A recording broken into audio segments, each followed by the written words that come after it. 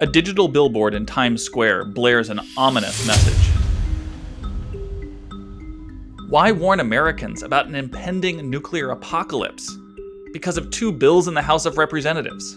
One of the bills simply asks the administration to pursue serious, urgent diplomatic engagement with North Korea and South Korea in pursuit of a binding peace agreement. The other bill asks the US government to prioritize reuniting Korean Americans with family members in North Korea. These ads are actually part of a well-funded campaign underway to oppose diplomacy with Pyongyang.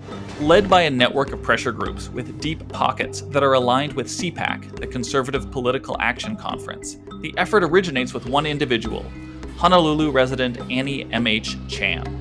Over the past 2 years, she spent nearly $1 million bankrolling CPAC's newfound interest in opposing diplomacy on the Korean Peninsula.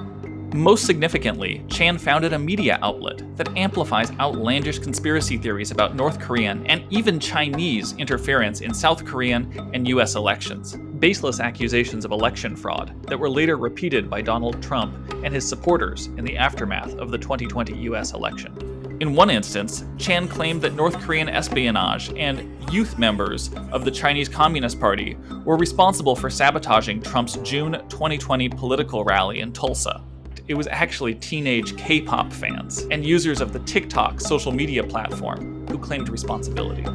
Chan's activities are dangerous because she's utilizing misinformation, conspiracy theories, and anti-China fear-mongering to justify a failed US-led sanctions strategy against Pyongyang that has not denuclearized North Korea nor improved the country's human rights situation.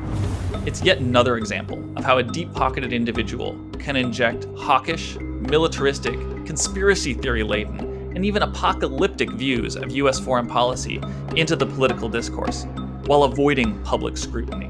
While Chan's views may be very fringe, her money-fueled efforts are reflective of an all-too-widely accepted status quo that justifies an endless state of war on the Korean Peninsula that endangers US national security interests. In the foreign policy debate, it seems that if money is at stake, no one is going to scrutinize even the most extreme views, even if they serve to justify an endless state of war.